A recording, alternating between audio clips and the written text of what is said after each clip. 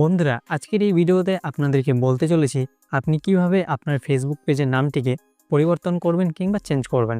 হ্যাঁ বন্ধুরা, যদি কোনো কারণে কোনো সময় আপনার ফেসবুক পেজের নামটিকে আপনি পরিবর্তন করতে চান কিংবা চেঞ্জ করতে চান, তাহলে কীভাবে করবেন সেটাই আজকের এই ভিডিওতে আপনাদেরকে বলবো। খুব সহজেই আপনাদেরকে বলবো, যার মাধ্যমে আপনি কিন্তু আপনার যে কোনো ফেসবুক পেজের নাম খুব সহজে চেঞ্জ করে নিতে পারবেন। তো কীভাবে করবেন তো চলুন দেখিয়ে দিই। তো সবার প্রথমে আপনি সোজা চলে আসবেন আপনার ফেসবুকের মধ্যে।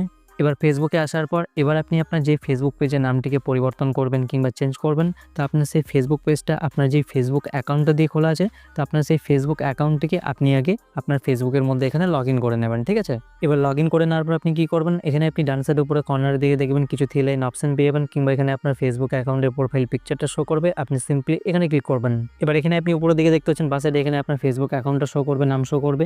এর ঠিক ডান পাশে দেখবেন আপনি এখানে একটা অ্যারো চিহ্ন পেয়ে যাবেন। আপনি সিম্পলি এই অ্যারোটার উপর এখানে ক্লিক করবেন। ক্লিক করলে এখানে আপনি দেখবেন আপনার এই ফেসবুক অ্যাকাউন্টটা দিয়ে আপনি ফেসবুকে যে পেজগুলো খুলে রেখেছেন, তো আপনার সেই সমস্ত পেজগুলো দেখবেন আপনার সামনে এখানে চলে আসবে। এবার আপনি আপনার যে ফেসবুক পেজের নামটিকে পরিবর্তন করবেন কিংবা চেঞ্জ করবেন, আপনি সিম্পলি এখানে সেই ফেসবুক পেজটার উপরে ক্লিক করবেন।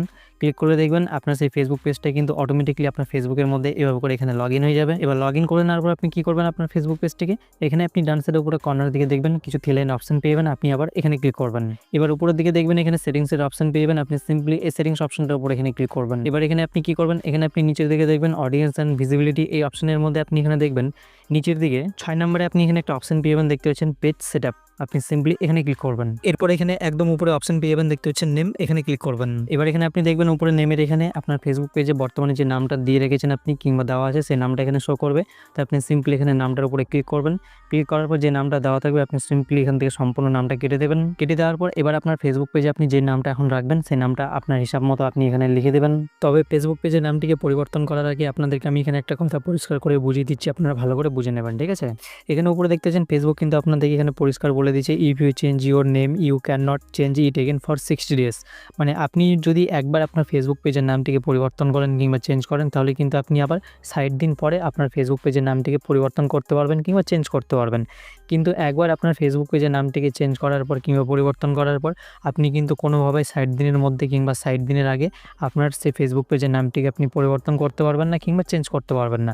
তো এই কথাটা আপনারা এখানে মাথায় রাখবেন এবং ভেবেচিন্তে আপনার ফেসবুক পেজের নামটিকে আপনি চেঞ্জ করবেন কিংবা পরিবর্তন করবেন। ঠিক আছে, তো এখানে আপনার ফেসবুক পেজের নতুন নামটি লিখে দেওয়ার পর আপনি কী করবেন, নিচের দিকে এখানে অপশন পেয়ে যাবেন রিভিউ চেঞ্জ, আপনি এখানে ক্লিক করবেন। এরপর এখানে আপনি উপরে দিকে দেখবেন কাউন্টার পেজ নেমে এখানে আপনার ফেসবুক পেজের আগের যে নামটা ছিল সেই নামটা শো করবে, এবং নিচের দিকে এখানে দেখবেন নিউ পেজ নেমে এখানে আপনার ফেসবুক পেজের নামটিকে আপনি এখন বর্তমানে চেঞ্জ করে যে নামটা রাখলেন সেই নামটা এখানে আপনার শো করবে।